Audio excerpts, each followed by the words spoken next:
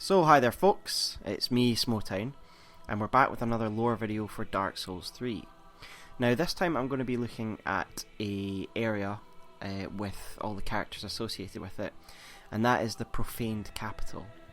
Now when I first got into this area, it appeared that there wasn't too much lore, it wasn't done in as much depth about Yhorm as, like, for example, Aldrich is. But once I've had a little look around, it's actually an area that's got my attention recently, and I'd like to share with you guys what I found on it and what my thoughts are on it. So, let's begin. The first we hear of the Profaned Capital is in the opening cinematic, and this tells us that Yhorm, the giant, is a Lord of Cinder, and he is also known as the Reclusive Lord of the Profaned Capital. Now, Reclusive obviously means that he doesn't often leave, and he doesn't often associate with other people. We know from the Profaned Greatsword that Sulyvahn located the Profaned Capital below the tundra of Irithyll, and that is most likely how he came to found the city above a power source. We will look at Sulyvahn and how he used the Profaned Flame to his advantage later on, after we look at the Profaned Capital itself. We learn that from Yhorm's soul that he came to be the ruler of the capital after being asked to by humans, for it states, Yhorm is the descendant of an ancient conqueror, but was asked by the very people once subjugated to lead them, serving as both a weighty blade and a stone-hard shield. The capital is named after the Profaned Flame, for the profaned coal tells us, remnants of the fire that burned down in the Profaned Capital, preserved in an icy skull. Now if we consider the coal can be used to make hollow and dark weapons, we can already tell that Profaned Flame is something born of the dark.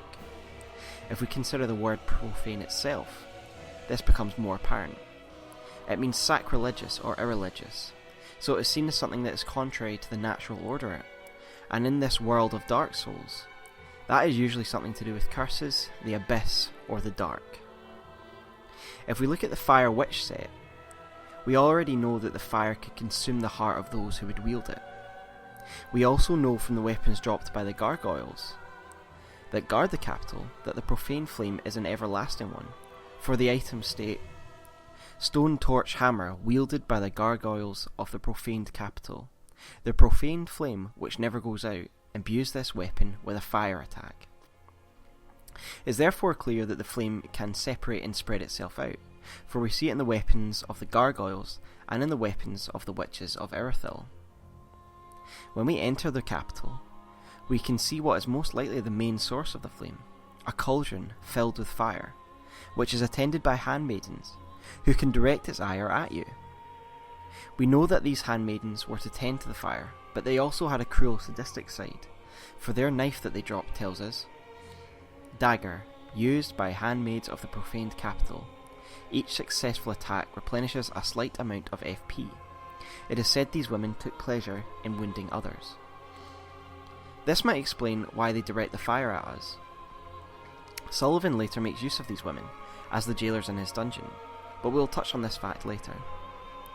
It is fairly likely that their cruelty may stem from their close proximity to the flame. As we mentioned previously, the witch set tells us that the flame consumes the heart of all those who use it. So it isn't a stretch to believe that the handmaids have been affected by this unholy flame, and it has twisted them into the beings that they are now. But where did the flame come from, and what is it really?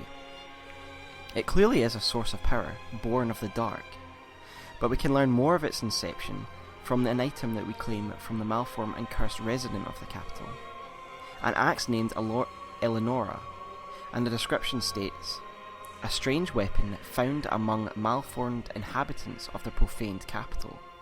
The Profaned Flame was triggered by the curse of these women, relatives of a certain oracle, but despite their culpability, they went on living, without any cares.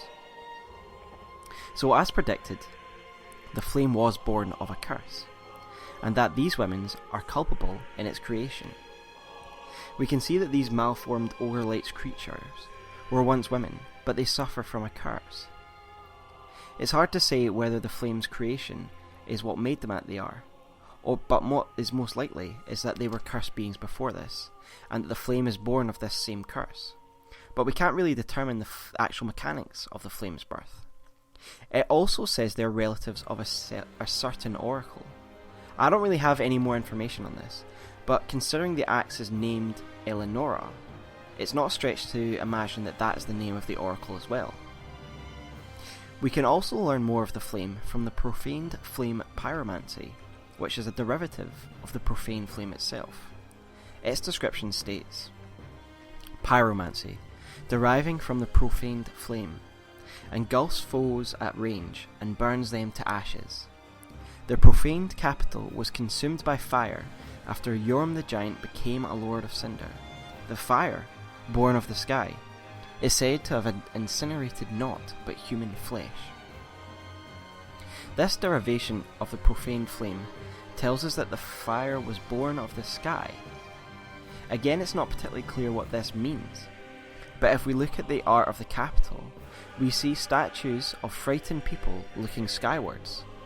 So even the architecture of the capital reflects the reverence and the fear that the flame was held in. However, the pyromancy also indicates the fate of the capital and why it is in ruins. The flame only consumes flesh, which again harkens back to its profane and unholy nature. It is an unnatural fire, for an unnatural fire would consume everything in its path, not just flesh. The capital was clearly annihilated and consumed by the fire. And if we look at the capital itself, we can see piles of charred bodies, which are clearly all that's left of the former inhabitants. No one survived except the gargoyles, some handmaidens, and Yhorm the giant himself, who sits atop his throne. This brings us as to why Yhorm is here. We know from his soul that he is a descendant from a past conqueror, and he was asked to become Lord of the Capital by humans.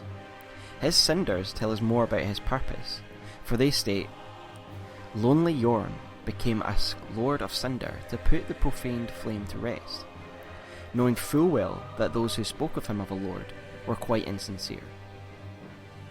We therefore see that he became a lord in order to subdue the flame, and that he most likely was asked to by humans. However, we also see that this was most likely done out of necessity rather than a belief in him, for it seems they were insincere towards him, probably because he was a giant, and probably because his ancestor once conquered them.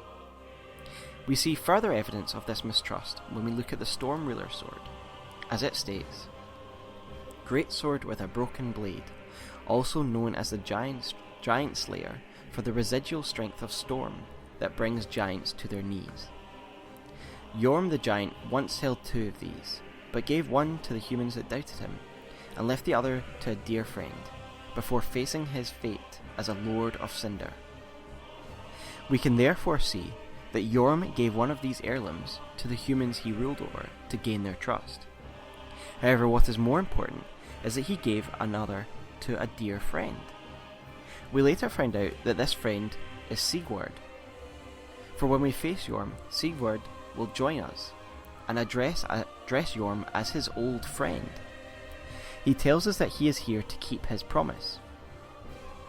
What I suspect this promise is one that was made to Yhorm himself, and considering Yhorm gave him a sword that is meant for killing giants, he probably made Sigurd promise and swear that in the event of linking of the fire, and if Yhorm had abandoned his duty, Sigurd was to take him out. This seems likely, considering Sigurd constantly says, Long may the sun shine. For this to be the case, the fires must be linked. This in turn would suggest that Yhorm isn't himself after having been awakened by the bell, as we see in the opening cinematic.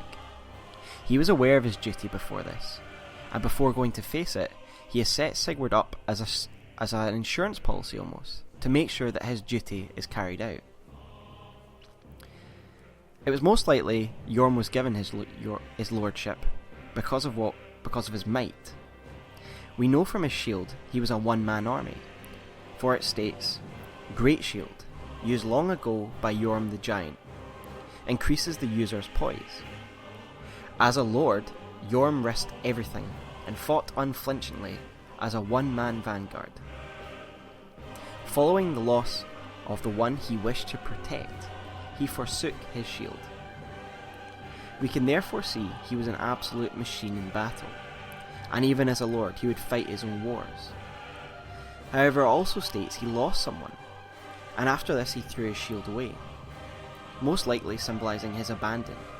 After the loss of one so close to him, he no longer cared about his own safety. This isn't the first time we gain evidence of Yhorm having personal relations. The Storm Ruler, as we've looked at, tells us he had a dear friend, Sigvard.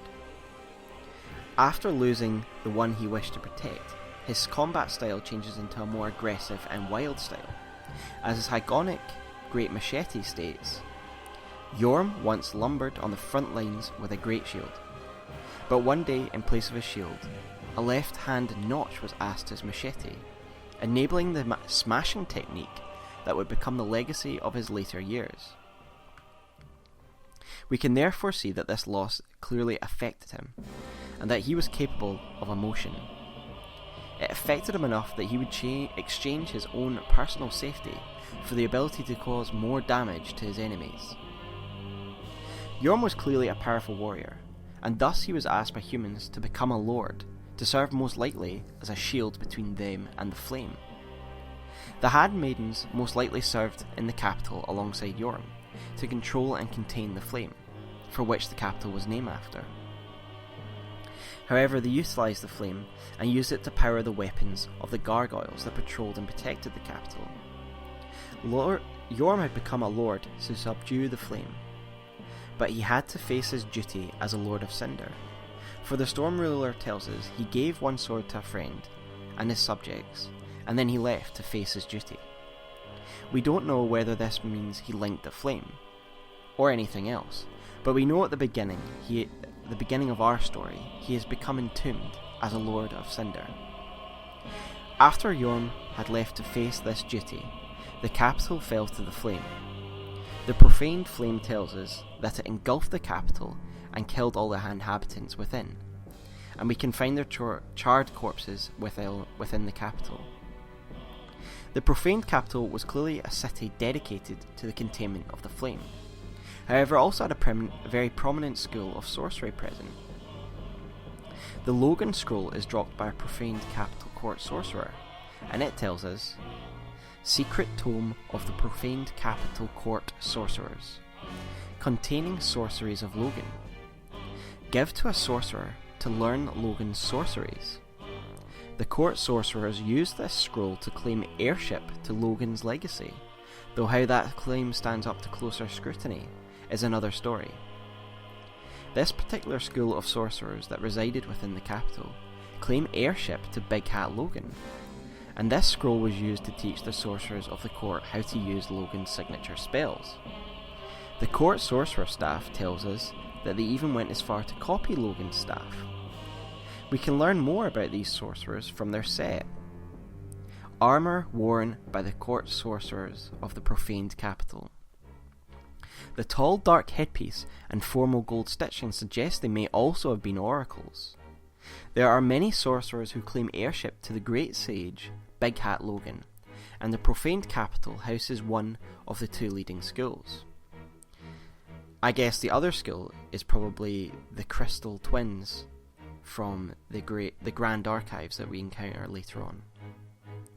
We can therefore see that these sorcerers were also most likely oracles, and the fact they were known as court sorcerers tells us they may have had some involvement in the politics of the capital. We can therefore see that the Profaned Capital may once have been a centre of power. They were ruled by a powerful lord, and it had a thriving school of sorcery. Not least of all, it had a source of never-ending power and energy, although this flame would ultimately corrupt and destroy them. This isn't the end, because a young sorcerer named Sulyvahn discovered the profaned flame below the distant tundra, and a burning ambition took hold of him. Sulyvahn clearly saw the flame as an unnatural source of energy that he could utilise and harness for his own bidding.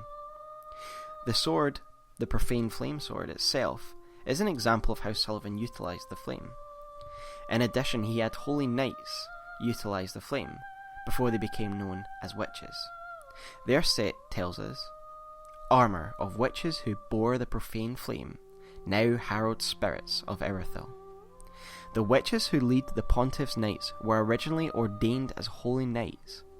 It was not long, however, before their hearts were swallowed by the profaned flame. These witches were therefore bestowed with weapons imbued with the profane flames, and they were to lead the pontiff's forces. Their weapon tells us, profane flamed wielded by the Erythalian witches, frigid spirits roaming the boreal valley. This torch, both a weapon and a staff, is enshrouded in an everlasting flame. The pontiff wielded the everlasting flame, much like the gargoyles once did. However, as mentioned, it consumed the heart of his men, and this is most likely reason that the soldiers now wander the valley as spirits. The flame has consumed and destroyed them, much like it has many before. The pontiff used the flame as a weapon, and he built his capital above it, and he created its Erythal dungeon below his city, between the capital and his city. The dungeon was no doubt used to torture and imprison his political enemies. The old cell key tells us that the first prisoner in this dungeon was an old giant. The jailers of the dungeon are also an example of how the pontiff utilised the profaned capital. Their set tells us, masks worn by jailers of Erythal dungeon, noblemen delighted in its plump features. The jailers were among the few survivors inhabiting the profaned capital, later serving under Pontiff Sulyvahn. Perhaps the screams emanating from the cells helped them forget their old home. These women are clearly the handmaids we encounter in the capital, their cruelty never having abated. Pontiff Sulyvahn used their cruelty to his own ends, and the set tells us that the jailers possibly harmed others to forget about their fallen home. Yhorm returns to his old seat when awakened by the bell, and finds it all but destroyed and his people burnt. It isn't clear whether he was here to witness the destruction, but the language used in the profane flame Pyromancy suggests that it happens after he left to face his destiny as a Lord of Cinder. This probably makes the most sense to me, considering I kind of see Yhorm as a strong and powerful lord who protected his people from the flame and others during his reign. His cinders describe him as lonely Yhorm. We know he lost someone, and when he returns to the capital, his people have all been consumed by the profane flame. So he is very much lonely. But thankfully, his old friend Sigurd returns, keeping his promise, and he helps you put him to rest so that he may carry out his duty as a Lord of Cinder, and that is no doubt what he would have wanted from what we know of Yhorm, the reclusive lord of the profaned capital. So thanks there, guys. I hope you enjoyed that. I noticed I tripped up on my words when I've seen profane flame a lot, but it's quite difficult to say. But I hope you enjoyed my analysis of the profaned capital. I think it's actually quite an interesting area now, as it is with a lot of Dark Souls areas. They don't seem interesting, but when you look a little deeper, they turn out to be one of the most interesting. So I hope you enjoyed that, guys, and hopefully you'll join me next time for the next one. Thank you very much.